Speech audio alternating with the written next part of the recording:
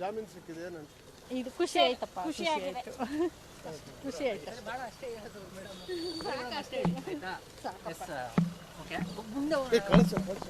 ನಮ್ಮ ಜೊತೆಲಿ ಈಗ ಪವಿತ್ರ ಗೌಡ ಅವರ ತಾಯಿ ಮೇಡಮ್ ಬೇಲ್ ಸಿಕ್ಕಿದೆ ಇನ್ನೂ ಅಲ್ಲ ಮೇಡಮ್, ನೀವು ಪ್ರತಿ ಬಾರಿನೂ ಕೂಡ ಹಿಯರಿಂಗ್ ಕೇಳೋ ಅಂತ ಬರ್ತಿದ್ರಿ.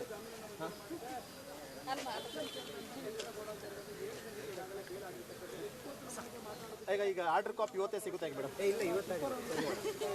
ಸೊ ಈಗ ಅಲ್ಲಿ ಆಗಿರುವಂಥದ್ದು ಅವರಿಗೆ ಬೇಲೇನೋ ಸಿಕ್ಕಿದೆ, ಅವ್ರಿಗೆ ಸಂಭ್ರಮ ಇದೆ, ಖುಷಿಯಾಗಿದೆ ಅಂತ ಹೇಳ್ತಾ ಇದ್ದಾರೆ. 7 ತಿಂಗಳಿಂದಲೂ ಕಾಯ್ಕೊಂಡು ಕೂತ್ಕೊಂಡಿದ್ರು, 7 ತಿಂಗಳಿನಿಂದಲೂ ಕೂಡ ಬೇಲ್ ಸಿಕ್ಕಿರಲಿಲ್ಲ.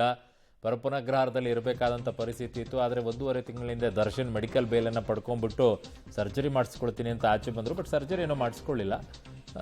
ಅದು ಆಗದೇನೆ ಈಗ ಮಾತಾಡ್ತಿದ್ದಾರೆ ವಕೀಲರು. ಅಂದ್ರೆ ಅವ್ರ ಪಾತ್ರ ಏನಿದೆ ಅಂತ ಹೇಳಿ ಆ ಒಂದು ಆಧಾರದ ಮೇಲೆ ಏನಂದ್ರೆ ನ್ಯಾಯಾಲಯ ಏನಂತಂದ್ರೆ ಬೇಲ್ ಕೊಟ್ಟಿದೆ ಹೊರತು ಅವ್ರ ಸಿಂಗಲ್ ಪೇರೆಂಟ್ ಅನ್ನೋ ಕಾರಣಕ್ಕೆ ಏನಂದ್ರೆ ಬೇಲ್ ಕೊಟ್ಟಿಲ್ಲ ಸರ್.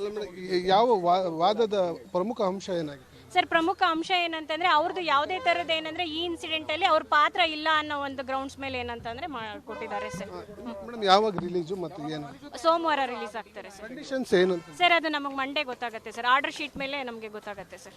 ಇದು ಪವಿತ್ರ ಗೌಡ ಪರ ವಕೀಲರ ಮಾತು. ಈಗಾಗಲೇ ಪವಿತ್ರ ಗೌಡ A2 ಆರೋಪಿ ಆಗಿದ್ರು. ಅವರಿಗೆ ಈ ಪ್ರಕರಣದಲ್ಲಿ ಜಾಮೀನನ್ನ ಮಂಜೂರು ಮಾಡಲಾಗಿದೆ. ಸೋಮವಾರದ ನಂತರ ಪ್ರೊಸೀಜರ್ ಮುಕ್ತಾಯವಾಗುತ್ತೆ ಅನ್ನುವಂಥ ಮಾತನ್ನು ಹೇಳ್ತಿರುವಂಥದ್ದು. ಕ್ಯಾಮ್ರಾ ಪರ್ಸನ್ ವಿನಯ್ ಜೊತೆ ನಾಗೇಶ್, ಪಬ್ಲಿಕ್ ಟಿವಿ, ಬೆಂಗಳೂರು.